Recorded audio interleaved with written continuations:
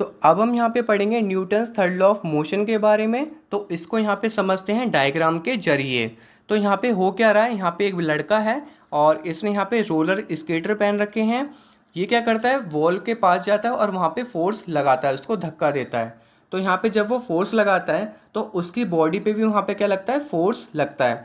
और उसकी बॉडी पे फोर्स लगने की वजह से वो यहाँ पे क्या होता है, दीवार से दूर चला जाता है अपोजिट डायरेक्शन में। मतलब फोर्स वो किसी और डायरेक्शन में लग रहा था, बट जो उसका रिएक्शन है वो यहाँ पे क्या होगा, अपोजिट डायरेक्शन में होगा। तो जान लेते हैं इसका definition. Whenever one body exerts a force on another body, the second body exerts an equal and opposite forces on the first body. तो यहाँ पे बोला गया है कोई भी बॉडी यहाँ पे अगर दूसरी बॉडी पे फोर्स लगाती है तो सेकेंड बॉडी भी इक्वल अमाउंट में वहाँ पे क्या लगेगा, फोर्स लगेगा। तो यहाँ पे सिंपल सी भाषा में बोला गया है, to every action there is an equal and opposite reaction.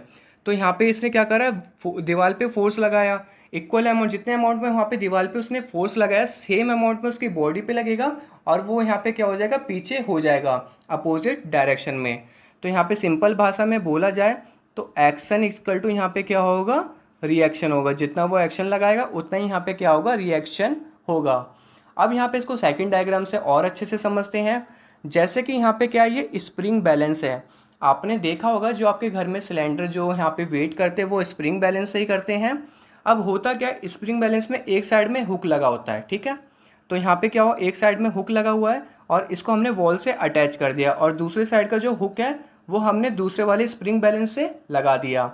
अब होगा क्या, हमने यहाँ पे 4 न्यूटन का यहाँ पे एक्शन लगाया, मतलब इसको क्या करा, 4 न्यूटन से हमने यहाँ पे खींचा। जो वेट है वो यहाँ पे क्या है, 4 किलोग्राम मीटर पर सेकंड स्क्वायर है। तो हमने यहाँ पे 4 न्यूटन का फोर्स लगाया है, तो जो रिएक्शन अमाउंट है वो भी यहाँ पे क्या होगी, 4 न्यूटन ही होगी, ना कम होगी ना ज़्यादा होगी। तो Newton third law of motion ये कहता है जितना भी हम एक्शन लगाएंगे सेम अमाउंट में वहाँ पे क्या होगा, रिएक्शन लगेगा। होप आपको ये समझ में आ गया होगा। अब देखते हैं यहाँ पे इसके एप्लीकेशंस के बारे में।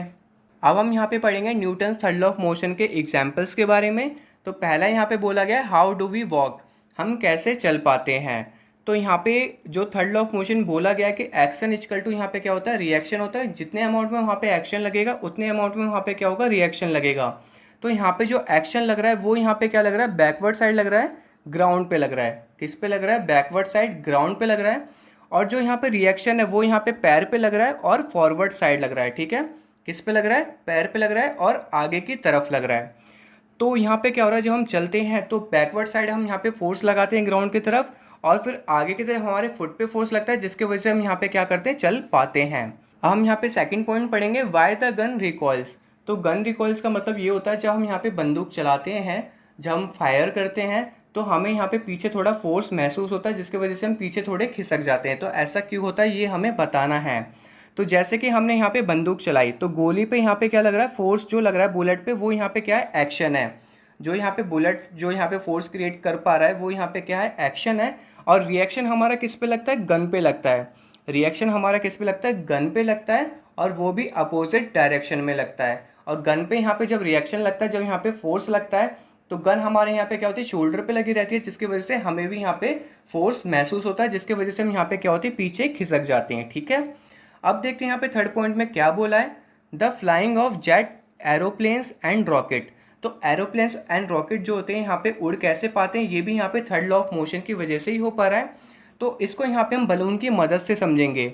तो बलून में क्या करते हैं, हम यहाँ पे हवा भर लेते हैं और हवा भरने के बाद इसका जो माउथ है हम क्या करते हैं, ओपन रख देते हैं। और ओपन रखने के बाद इसको हम जब छोड़ते हैं तो यहाँ पे क्या होगा, एयर तो हमारी इस साइड से लगेगी और बलून हमारा क्या होगा, दूसरी साइड मूव करेगा। तो मतलब यहाँ पे क्या हो रहा है, ये एक्शन है और इसके अपोजिट साइड में हमारे यहाँ पे क्या लगेगा, रिएक्शन लगेगा। इसका अपोजिट डायरेक्शन में यहाँ पे क्या लग रहा है, हमारा रिएक्शन लग रहा है, जिसकी वजह से ये मोशन कर पा रही है, ठीक है। अब हम यहाँ पे देखते हैं एरोप्लेन्स और रॉकेट्स के बारे में। तो एरोप्लेन्स और रॉकेट्स में यहाँ पे क्या होता है, जो फ्यूल भरा होता है, जो गैसेस भरी होती हैं वो उसमें यहाँ पे क्या होता है, बर्न होते हैं और वो काफ़ी तेज अमाउंट में यहाँ पे क्या करते हैं, पुश करते हैं। जब वो गैसेस फ्यूल जब यहाँ पे बर्न होते हैं और पुश करते हैं तो जो हमारा प्लेन है वो हमारा फॉरवर्ड डायरेक्शन में जाता है। तो यहाँ पे भी क्या हो रहा है, एक्शन इक्वल टू रिएक्शन लग रहा है। होप आपको यहाँ पे सारे एग्जाम्पल समझ में आ गए होंगे और Newton third law of motion clear हो गया होगा। अब हम देखते हैं अपना नेक्स्ट टॉपिक।